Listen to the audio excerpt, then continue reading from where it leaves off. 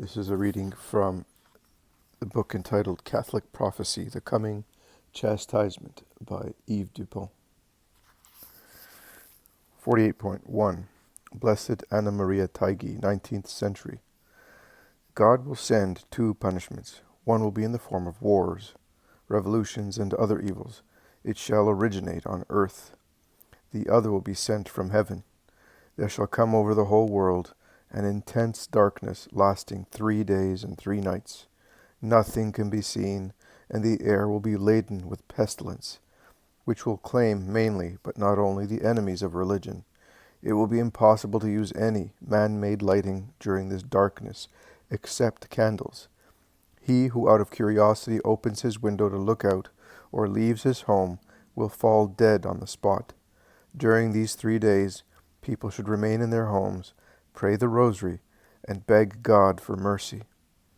48.2 All the enemies of the Church, whether known or unknown, will perish over the whole earth during that universal darkness, with the exception of a few whom God will soon convert. The air shall be infected by demons who will appear under all sorts of hideous forms. 48.3 Religion shall be persecuted and priests massacred. Churches shall be closed, but only for a short time.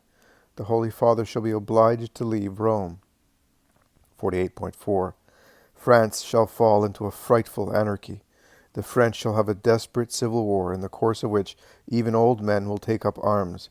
The political parties, having exhausted their blood and their rage without being able to arrive at any satisfactory settlement, shall agree at the last extremity to have recourse to the Holy See. Then the Pope shall send to France a special legate. In consequence of the information received, His Holiness himself shall nominate a most Christian king for the government of France.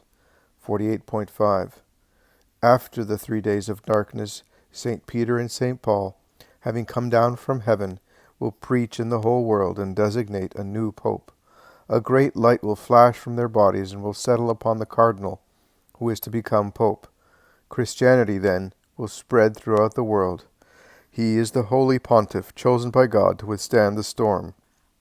At the end, he will have the gift of miracles, and his name shall be praised over the whole earth. 48.6 Whole nations will come back to the church, and the face of the earth will be renewed. Russia, England, and China will come to the church. Comment. This prophecy does not add anything new to what we already know from the other prophecies quoted in the 12th issue of World Trends, but it does bring further evidence concerning the events to come. One might conceivably entertain doubts if we had only 2 or 3 different prophecies, but it would be unreasonable to do so when we possess well over 100, coming from different sources. Among the books written on Anna Maria Taigi, we have Wife, Mother, and Mystic, written by Albert Bessières, S.J., and translated into English by Father Stephen Rigby. In his introduction, Father Rigby quotes an interesting passage from Louis Veuillot's book, The Fragrance of Rome. This passage is better than anything I could say to acquaint my readers with the extraordinary gifts of Anna Maria Taigi. I quote, Her intellectual gifts were altogether overshadowed by an unexampled miracle. Shortly before she had entered on the way of perfection, there began to appear to her a golden globe, which became as the sun of matchless light. In this all things were revealed to her. Past and future were to her an open book. She knew with certainty the fate of the dead. Her gaze traveled to the ends of the earth and discovered there people on whom she had never set eyes. Reading them to the depth of their souls, one glance sufficed.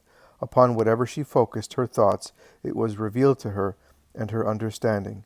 She saw the whole world as we see the front of a building. It was the same with nations as with individuals. She saw the cause of their distresses and the remedies that would heal them. By means of this permanent and prodigious miracle, the poor wife of Domenico Taigi became a theologian, a teacher, and a prophet. The miracle lasted 47 years. Until her death, the humble woman was able to read this mysterious sun as an ever-open book. Until her death, she looked into it solely for the glory of God, that is, when charity suggested or obedience demanded it. Should things for which she had not looked for, or which she did not understand, appear, she refrained from asking explanations. The poor, the great of the world, the princes of the church came to her for advice or help. They found her in the midst of her household cares and often suffering from illness. She refused neither her last crust of bread nor the most precious moment of her time, yet she would accept neither presents nor praise. Her most powerful friends could not induce her to allow them to favor her children beyond the conditions in which they were born. When she was at the end of her resources, she told God about it, and God sent what was necessary. She thought it good to live from day to day, like the birds. A refugee queen in Rome wished to give her money. "Madame," she said, "how simple you are. I serve God, and He is richer than you." She touched the sick, and they were cured. She warned others of their approaching end, and they died holy deaths. She endured great austerities for the souls of purgatory, and the souls, once set free, came to thank her. She suffered in body and soul. She realized that her role was to expiate the sins of others, that Jesus was associating her with his sacrifice, and that she was a victim of his company. The pains of divine love have an intoxication no words can explain. After Holy Communion, there were times when she sank down as though smitten by a prostrating stroke. To tell the truth, her state of ecstasy was continual, because her sense of the presence of God was continual. All pain was sweet to her. She went her way, her feet all bloody, with shining eyes she followed the royal way. Behold then the spectacle God raised to men's sight in Rome during that long tempestuous period which began at the time humble Anna Maria took to the way of saints. Pius VI dies at Valence. Pius VII is a prisoner at Fontainebleau. The revolution will reappear before Gregory XVI reigns.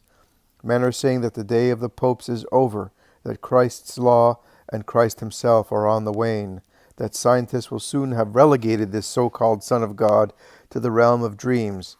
He will work no more miracles. But at precisely this time, God raised up this woman to cure the sick. He gives her knowledge of the past, present, and future. She declares that Pius VII will return. She sees even beyond the reign of Pius IX. She is God's answer to the challenge of unbelief. 49.1. Father Nectou, S.J., 18th century. Father Nectou was provincial of the Jesuits in the southwest of France. The priests who knew him all regarded him as a saint and a prophet. He died in 1777. The following prophecy was made circa 1760. When those things come to pass from which the triumph of the church will arise, then will such confusion reign upon earth that people will think God has permitted them to have their own contrary will, and that the providence of God is most concerned about the world is not concerned about the world. The confusion will be so general that men will not be able to think aright, as if God had withheld his providence from mankind, and that, during the worst crisis, the best that can be done would be to remain where God has placed us, and persevere in fervent prayers. Two parties will be formed in France which will fight unto death. The party of evil will at first be stronger, and the good side will be weaker. At that time there will be such a terrible crisis that people will believe that the end of the world has come. Blood will flow in many large cities. The very elements will be convulsed. It will be like a little general judgment. 49.2. A great multitude of people will lose their lives in those calamitous times, but the wicked will not prevail. They will indeed attempt to destroy the whole church, but not enough time will be allowed them, because the frightful crisis will be of short duration. When all is considered lost, all will be found safe. This disaster will come to pass shortly after the power of England begins to wane. This will be the sign. As when the fig tree begins to sprout and produce leaves, it is a sure sign that summer is near. England, in her turn, will experience a more frightful revolution than that of France. It will continue long enough for France to recover her strength. Then she will help England to restore peace and order. 49.3. During this revolution, which will very likely be general and not confined to France, Paris will be destroyed so completely that 20 years afterwards, fathers walking over its ruins with their children will be asked by them what kind of a place that was, to whom they will answer, "My child, this was a great city which God has destroyed on account of her crimes." 49.4. Yes, Paris will certainly be destroyed, but before this happens, such signs and portents will be seen that all good people will be induced to flee away from it. After these most frightful events, order will be restored everywhere, justice will reign throughout the whole world, and the counter-revolution will be accomplished. The triumph of the Church will then be so complete that nothing like it has ever been seen before. Those Christians who are fortunate enough to survive will thank God for preserving them and giving them the privilege of beholding his glorious triumph of the Church. 49.5. A man disliked by France will be placed on the throne. A man of the House of Orleans will be made king. It is only after this event that the counter-revolution will begin. Comment. This is a very interesting prophecy for many reasons. However, the precision is such as to make one suspect an interpolation made perhaps 100 years ago when Legitimists and Orleanists were vying for the French crown. Father Nectou died before the Revolution of 1789, that is, before King Louis XVI had been murdered following a vote in which the head of the House of Orleans took part. Yet, Father Nectou foresaw that the House of Orleans would not be liked in France. Now, the interesting point is that the House of Orleans became heir to the French crown when the Count of Chambord died childless in 1883. Did Father Nectou really foresee all this? Does it mean that the heir of the House of Orleans is to redeem the crime of his ancestor? It seems unlikely to me, but I keep an open mind. Moreover, a prophecy previously quoted says that the great king will rise from a royal family which is now considered extinct. This is surely not the House of Orleans, but it could be a descendant of Louis XVII, who, according to history, died during the Revolution as a child, but, on the strength of much evidence, was in fact smuggled out of his prison and replaced by a dying child. Personally, I am inclined to believe that the great king will come from neither family, but from another branch which will be truly European.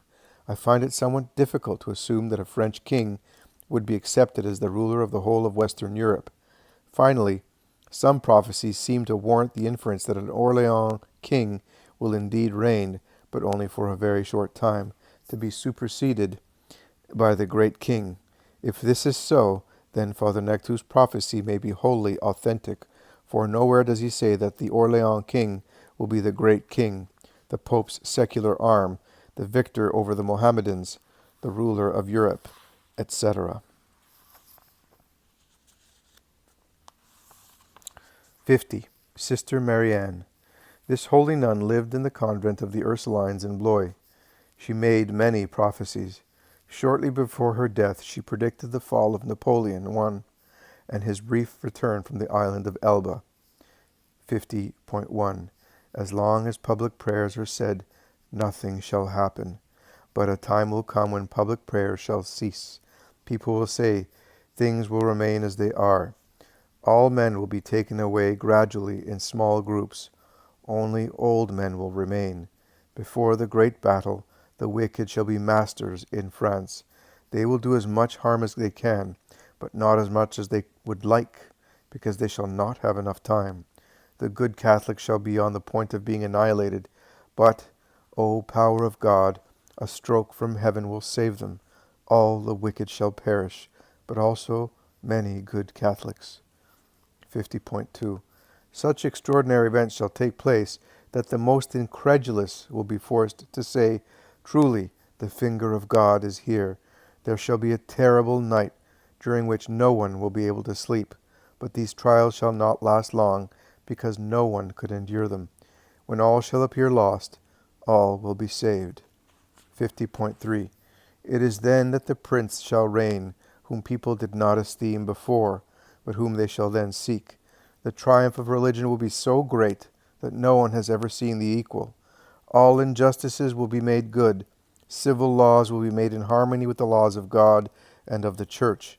Education in the schools will be most Christian, and workers' guilds will flourish again. Comment. Here again we see the outlines of a new social and political order diametrically opposed to that of our era. The state will no longer be separated from the church. Schools will impart a totally Christian education, and not merely a few hours of religion separated from the other subjects of the curriculum. Finally, workers' guilds will replace the obnoxious trade unions. There is a capital difference between guilds and unions. Guilds unite employers and employees in a vertical association within each industry. Unions pit employees against employers in a horizontal association grouping several industries. Guilds promote order, justice, and social harmony. Unions create chaos, injustice, and civil unrest. Here again, we have another instance of the failure of our generation to think aright.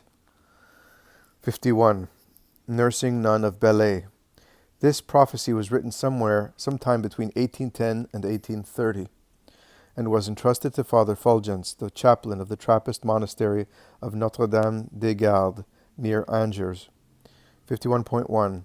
Once again the madmen seem to gain the upper hand. They laugh God to scorn. Now the churches are closed, the pastors run away, the holy sacrifice ceases. 51.2. Woe to thee, corrupt city! The wicked try to destroy everything. Their books and their doctrines are swamping the world, but the day of justice is come. Here is your king. He comes forward amidst the confusion of those stormy days. Horrible times. The just and the wicked fall. Babylon is reduced to ashes. Woe to thee, city 3 times accursed. 51.3. There was also a great battle, the like of which has never been seen before. Blood was flowing like water after a heavy rain. The wicked were trying to slaughter all the servants of the religion of Jesus Christ. After they had killed a large number, they raised the cry of victory. But suddenly the just received help from above. 51.4. A saint raises his arms to heaven. He allays the wrath of God.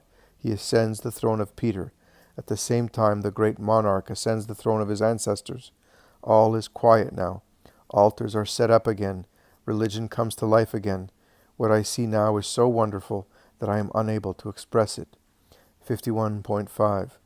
All these things shall come to pass once the wicked have succeeded in circulating large numbers of bad books. 52. Jeanne Le Royer, sister of the Nativity.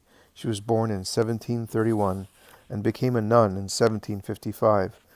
Being illiterate, she dictated her revelations to her spiritual directors, but later, assailed with scruples, she had these early copies thrown into the fire. Some 30 years later, in 1790, her new spiritual director, Father Genet, wrote down her revelations again. He had already written 4 books when his work was cut short by the persecutions waged against the church by the revolutionaries. It seems likely that she had predicted the terrible events of the French Revolution in her earlier revelations, which were destroyed. When the fury of the enemies of God was unleashed from 1789 onwards, however, it became clear that she had a mission, and she was probably persuaded to elaborate on her visions. The holy nun died in 1798. Here are excerpts which seem to have bearing on our own times. 52.1. I see that the century which begins in 1800 shall not yet be the last. The reign of Antichrist is approaching. The thick vapors which I have seen rising from the earth and obscuring the light of the sun are the false maxims of irreligion and license, which are confounding all sound principles and spreading everywhere such darkness as to obscure both faith and reason. Comment. By 1790, the false maxims which she mentions were already being put into practice by the revolutionaries. But these false maxims had been formulated long before and were spread freely by a certain school of philosophers in the fashionable drawing rooms during the reign of Louis XV. These philosophers were invariably Freemasons, a very significant detail which, however, is usually overlooked by modern historians. Yet if one wishes to understand the development of the mystery of iniquity up to our own times, it is essential to note that these destructive ideas, emanating from France and spreading therefrom throughout the world were essentially Masonic ideas. Since these ideas were Jewish in origin and therefore anti-Christian, it is easy enough to understand why their acceptance in the modern world has led mankind to the brink of abyss. There is, of course, convincing bibliographical evidence of a Judeo-Masonic plot from the 18th century onwards, but it is not readily available. As a result, the mere mention of a Judeo-Masonic plot is usually dismissed as right-wing extremism. Another error, studiously cultivated by the enemies of the Church, is that the French Revolution was the spontaneous uprising of a downtrodden populace. In actual fact, allowance being made for some well-founded local grievances, the French peasantry were the most prosperous of all the European countries. Far from being a popular uprising, the French Revolution was brought into being by a section of the nobility who some decades earlier had lavishly entertained the philosophers in their drawing rooms and imbibed their false ideas. These same noblemen and their ladies, however, lost their heads under the guillotine after themselves having aroused and unleashed the fury of the mobs. This digression, I think, is necessary for a better understanding of today's turmoil, for the revolution is still with us. The issues may have changed, but the spirit is the same, and it has now permeated the entire world. Behind all this, of course, stands a spiritual power. I will make no bones about naming. No matter how old-fashioned it may sound, this is the devil, in his eon-old struggle against God. He knows that his time is running short.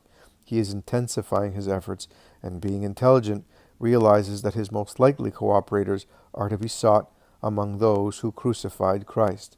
This he has done throughout the centuries, and more particularly since the 18th century, until such time as the mystery of iniquity will find its completion in the earthly kingdom of the Jews under Antichrist. Many private prophecies say so, and not a few doctors of the Church have thought so. Back now to Sister Jeanne.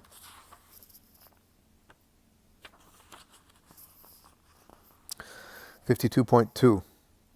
One day I heard a voice which said, "The new Constitution will appear to many other than what it really is. They will bless it as a gift from heaven, whereas it is in fact sent from hell, and permitted by God in his just wrath. It will only be its effects that people will be led to recognize. It will only be by its effects that people will be led to recognize the dragon who wanted to destroy all and devour all." 52.3. One night I saw a number of ecclesiastics. Their haughtiness and air of severity seemed to demand the respect of all. They forced the faithful to follow them, but God commanded me to oppose them. They no longer have the right to speak in my name, Jesus told me. It is against my wish that they carry out a mandate for which they are no longer worthy. 52.4. I saw a great power rise up against the church. It plundered, devastated, and threw into confusion and disorder the vine of the Lord, having it trampled underfoot by the people, and holding it up to ridicule by all nations. Having vilified celibacy and oppressed the priesthood, it had the effrontery to confiscate the church's property and to arrogate to itself the powers of the Holy Father, whose person and whose laws it held in contempt. 52.5. I had a vision. Before the Father and the Son, both seated, a virgin of incomparable beauty, representing the church, was kneeling. The Holy Ghost spread his shining wings over the virgin and the two other persons. The wounds of our Lord seemed alive. Leaning on the cross with one hand, he offered to his Father with the other hand the chalice which the Virgin had given to him. She supported the chalice which the Master held in the middle. The Father placed one hand on the cup and raised the other to bless the Virgin. 52.6.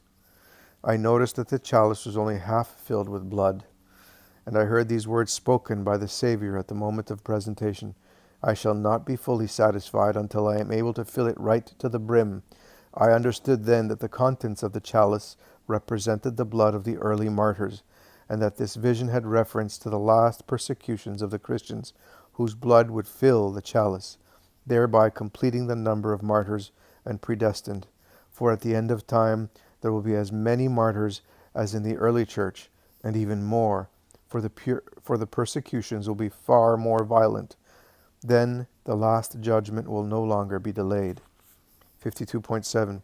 I see in God that a long time before the rise of Antichrist, the world will be afflicted with many bloody wars. Peoples will rise against peoples, and nations will rise against nations, sometimes allied, sometimes enemies.